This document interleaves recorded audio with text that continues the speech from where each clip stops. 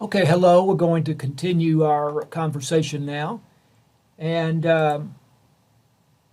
this is a new area, writing in the media environment. Really, it's kind of a continuation of what we have been talking about, but some different points that we haven't already made. This particular video, I think, will be a little shorter than the previous one and maybe all of them. But we'll see. News helps to hold a society of diverse people together. Now, that seems less true now than it did at one time because of social media, and there are so many different points of view, which in many ways is a good thing. In other ways, it makes it hard to get people to come together and to for a large group of people to agree on a particular thing because there's just so many different points of view expressed. So ideally, we do share the same current information, and we have sources of information that we can trust and that we can rely on. And that's why we talk about doing things in a professional way, and we talk about all of the different principles that we've been talking about. I'm going to show you a video here. This is from the Dallas Morning News, and this will give you some perspective on how they operate and what is behind the things that they do. And I would remind you that the Dallas Morning News is not only the print edition of the newspaper, but also it is online. You want to know what really makes me enjoy my day? Walking in Skechers' new Arch Fit footwear. Skechers teamed up.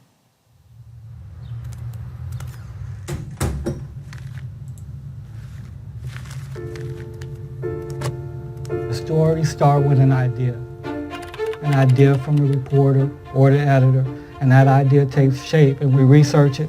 We talk to as many people as possible. It can take a few hours, it can take a few weeks, it can take months, and in some cases, years. We're going to go where the story leads us, and sometimes that's uncomfortable places. I think it's so important for us as a local journalism company to engage the community so that we can continue to make this city an amazing place to live.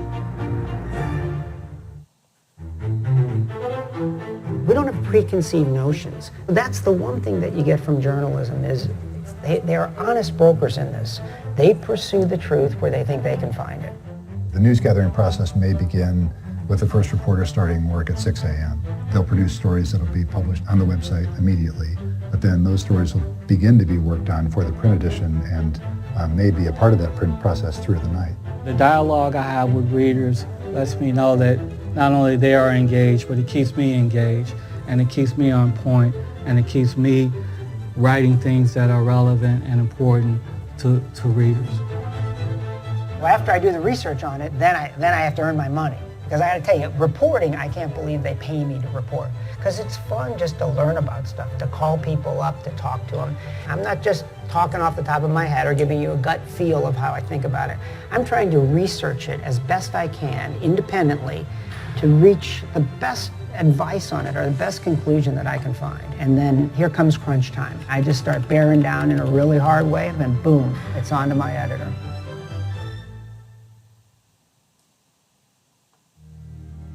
So when a reporter files a story, we say, they write the story and they file it. What that usually means is they tell their editor, hey, my story's ready.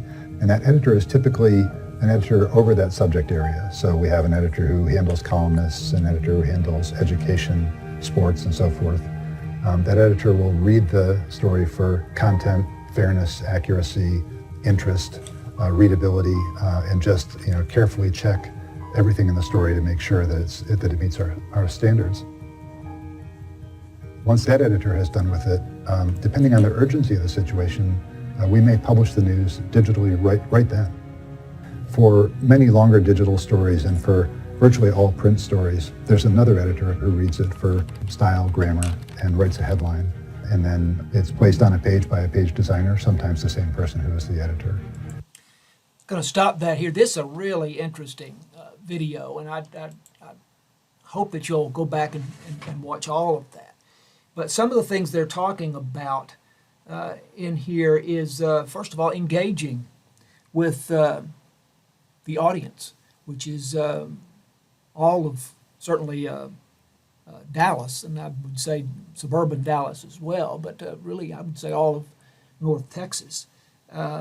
Notice that they refer to first the story going online, and then later it would appear in print in the newspaper, in the traditional newspaper that would come out very early on any given day. But first it goes online, and they talk about an editor reading stories for fairness and for accuracy and for readability before that story actually goes out to the public. So those are some of the things we've already been talking about. But that video is really worth watching all the way through. The news culture. Any organization, any endeavor that you're involved in has a culture, the way people think, the way they interact with each other. So that's what we're talking about here.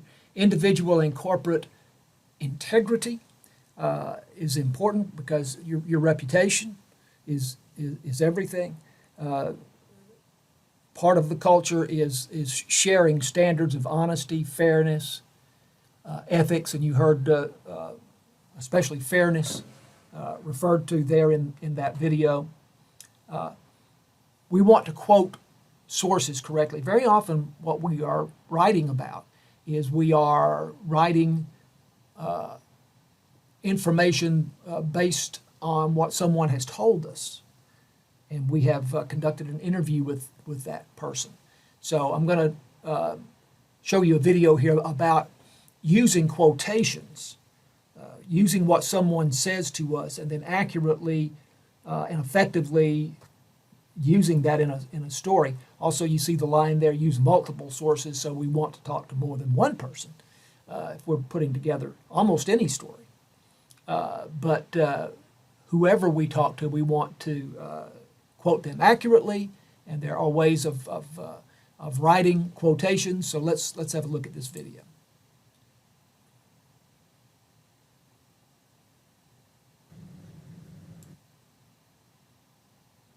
Is when you restate something in your own words. You summarize it, you sort of boil it.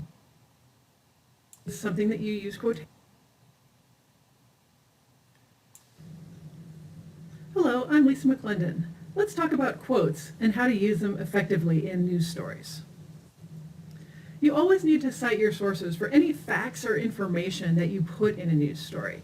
And this might be a person, a document, a record, data, website, something else. You add this to your story in two ways. First, through a direct quote, which is something that you use quotation marks for, and the other is through paraphrasing, which is when you restate something in your own words. You summarize it, you sort of boil it down, you maybe get some awkwardness out of it. We'll talk about both of these later on.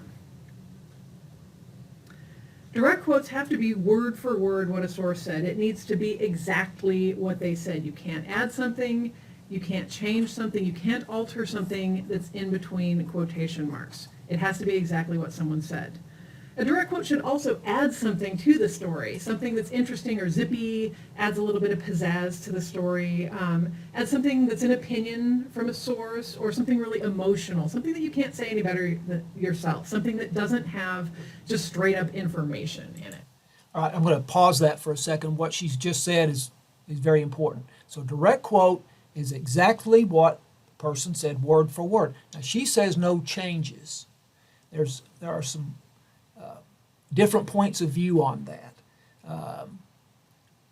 For example, as I'm talking, I just paused and said while I was looking for the next word. So should be in the direct quote? If you were to direct quote me, would you put in there? And you do see some direct quotes, not so much in newspapers, but you will see that from time to time. So I'm of the school of thought that says that you don't want to embarrass someone if they inadvertently used incorrect grammar, that you would go ahead and correct the grammar. Now, if the person is a noted grammarian, if that's what they're known for, is they're being an expert on grammar, and then they make a grammatical mistake, then maybe that would not be the thing to do.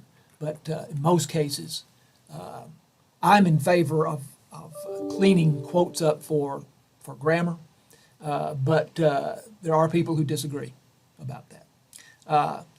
But a direct quote should say something interesting that you couldn't say better yourself. Paraphrasing is taking what someone said and then putting it into your words. And likely your words may be better organized because you have the time to sit at the computer and work out the words with a good deal of thought and care that most of us can't provide when we're speaking, you see. But so paraphrasing information is a major way of handling information that you get from an interview. But a direct quote also should express an opinion or emotion from a person that's involved in the story. It brings color, and she said zippy, something, I think she said that word. It brings a little color to the story that otherwise the story would not have. That's the reason for using a direct quote. You remember the story that I showed you in the previous video. We looked at a story at the very beginning, and it had a couple of direct quotes in it. It wouldn't be unusual to see a story of that length that had more direct quotes in it, but probably, in fact, not probably, but without exception, a story will contain more straight presentation of facts and paraphrased information than it will contain direct quotes. So let's continue. The direct quote, again, are the exact words that someone said are very, very, very close to the exact words. An indirect quotation is something that is paraphrased. I think most of you know what it means to paraphrase, to put something in your own words, put a direct quote into your words, but keeping the essential meaning. Okay, I didn't mean to move up to the next line there, but keep the essential meaning. You put it in your words, but you do not change the meaning, and that's the trick there. The idea with paraphrasing is that we can make it shorter, we can edit it, we can make it make it briefer, and you know that's one of our main objectives, and more direct. But it's important to keep the meaning. Okay, so here's some information on paraphrasing.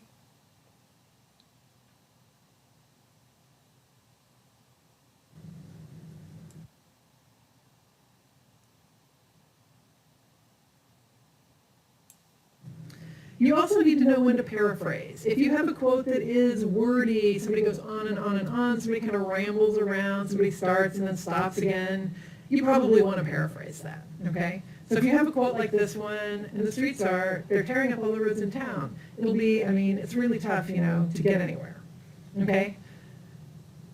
That's how people talk, and when you're talking, that's fine, okay? It's all right. The grammar police are not going to burst down your door and tear you away if you talk like that, okay? But in print, it looks really awkward, and so here, it's better just to go ahead and attribute the information, so you keep that attribution with the paraphrasing, okay? You cannot, just because you're not giving a direct quote, doesn't mean you get to leave the source out. You still have to put the source in. If anytime you're adding information to a story, it's got to be sourced, okay? So you put your source in there, and then what did she say? Well, she really just said it's tough to get around town, all right?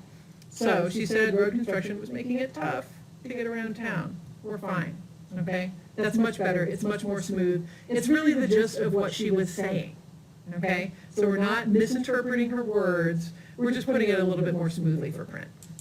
Okay, let's look at that. Here's an example, somewhat of what I was talking about. I wouldn't have a problem with editing this and taking out "I mean," and so the quote would read, and the streets I wouldn't even begin with that. They're tearing up all the roads in town. It's really tough to get anywhere, said Julie Wu, a KU senior. I wouldn't have a particular problem with changing that direct quote. Other people don't like that. And certainly what she's talking about here, that to paraphrase, is certainly a good option. Just don't present it as a direct quote. Just take the essential idea of what Julie Wu was saying and put it in more, really, you're still using her words to some extent, but you're not quoting her directly. You're not quoting her precisely. KU senior Julie Wu said road construction in Lawrence was making it tough to get around town. So that may be, and more often than not, probably is the better way to handle it, okay? Because as you see here, when we speak, and that is how we speak, we start a thought and then change directions. We use things like I mean and you know. So those things are distracting in a direct quote. So to paraphrase, to just write it more or less in your own words, but accurately representing what she had to say is good. And another thing that was mentioned here is the attribution. So it's important to attribute who said that the construction is making it tough to get around town. Somebody might disagree with that. That's an opinion. But KU senior Julie Wu said, that's attribution. And in the what would be a direct quote, said Julie Wu, a KU senior. So she's expressing her point of view and an opinion, and it is important that that be attributed, that we indicate where did that come from, who said that.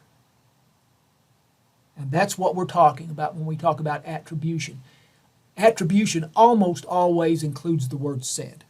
When we get into broadcast writing, we'll use says, S-A-Y-S, present tense. But it almost always, attribution almost always includes said or says. Again, the news culture. How do people in media think? What are their values? So skepticism. We don't just take things at face value. We check things out.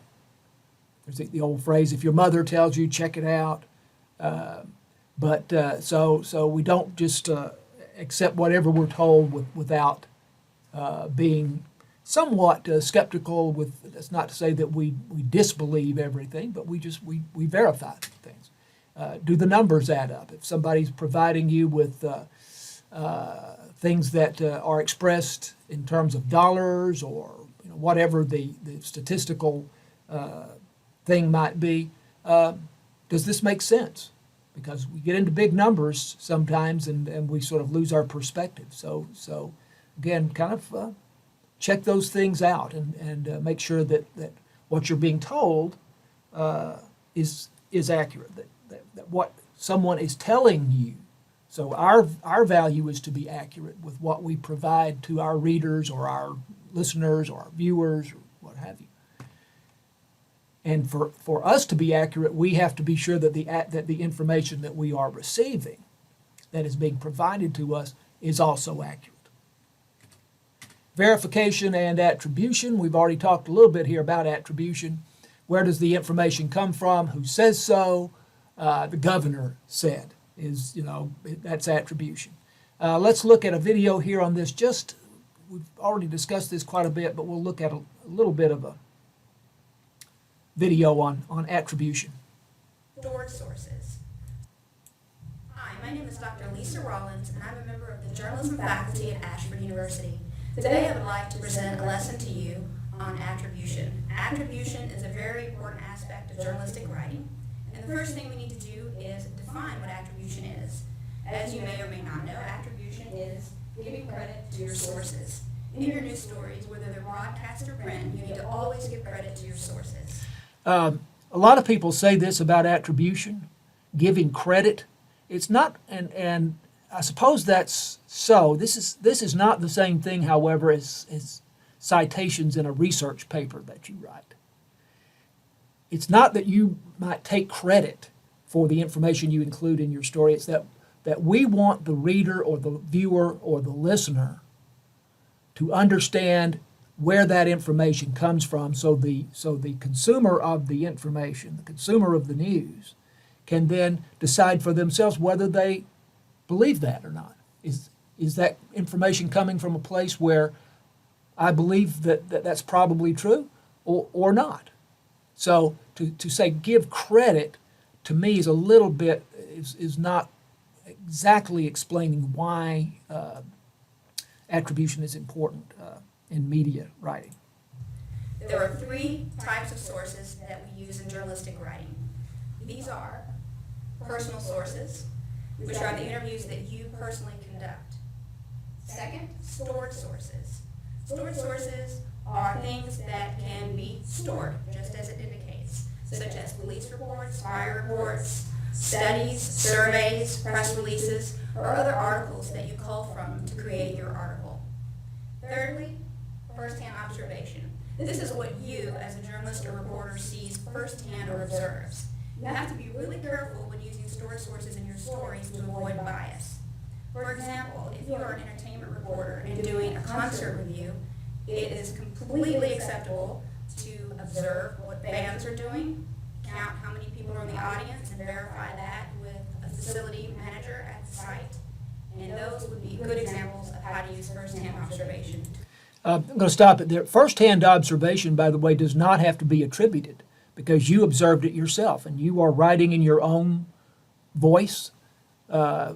Presumably your name may be on the story. So if you observe it yourself and, as she says, with something like attendance, that is something probably need to be attributed because you really can't, unless you can actually count the number of people there, which sometimes might be possible to do. You would need to get that information from an official person, and then that would be attributed. But your observations of what happened, as long as you observe it, that does not need to be attributed. But personal sources are people that we talk to. Stored sources are information that we get from something probably that is published. You know, it's in a book or it's in a newspaper article or something of that nature. All but the most obvious facts should be attributed. Now, what's an obvious fact? Well, the United States is comprised of 50 states. If someone says that, if you're covering a speech and someone for whatever reason says that, you would not need to attribute that. We all know that. There's no dispute. Nobody says that there's 49 states. Nobody says that there's 51 states. You know, generally speaking, a second or third grader probably knows that. So that kind of thing doesn't need to be attributed. Okay. Readers and listeners may judge the credibility of the source for themselves. This is why we attribute, is we tell people where are we getting our information from? Who says so? Imagine that if there is a particular political figure that you do not like, and that person gives a speech, and then we report the story, and everything that person said, we don't attribute it. We just present everything that person said as fact, and you read the story and say, I don't agree with that. I don't agree with that. That's not so. Where'd they get this information? That's why we attribute. Okay, that's the need for attribution. Most major facts should be attributed. Let's going to look at a USA Today story here, which is, again, kind of like that previous story. And this is a fairly ordinary story, if I can get to it.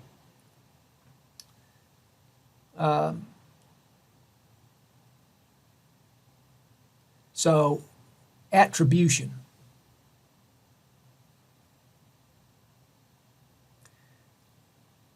The child told the dispatcher is attribution. This is a direct quote, and this is probably obtained from a report, police report. So it would be published, or as our person in the previous video said, stored information. But it's in quotation marks, and then here is the attribution. The child told the dispatcher is the attribution.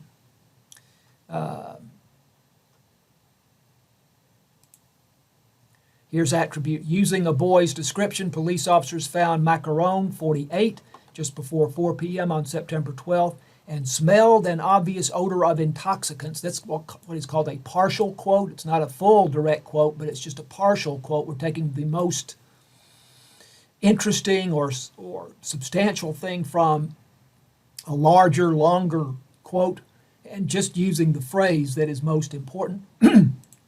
But according to a Facebook post from the Longview Police Department, this, by the way, is not Longview, Texas, it's another Longview, but that's attribution. According to a Facebook post from the Longview Police Department, police said she had just completed 2 afternoon bus routes. This is about a bus driver that did something wrong, I think DUI, is what the headline said. Police said she had just completed 2 afternoon bus routes. Police said is attribution. Where did that information come from? Who said so? Police said. That's attribution. So that's a USA Today. Again, look at the frequent paragraphs, the short paragraphs. Here is the lead of the story. This is the summary of the story. A bus driver in Washington is facing charges of driving under the influence and reckless endangerment after a young passenger called 911 to report that she was intoxicated. If we don't know anything else, then that summarizes the story, and that goes at the top of the story. This is an example again of the inverted pyramid. Okay.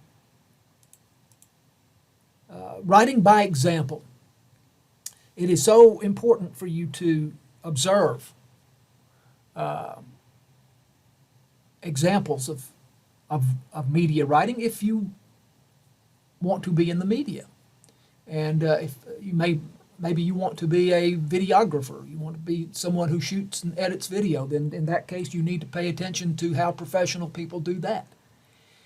Reading is really valuable. This is a BBC video on what makes for good writing, and I'm not going to show you the whole thing. We'll just look at part of it.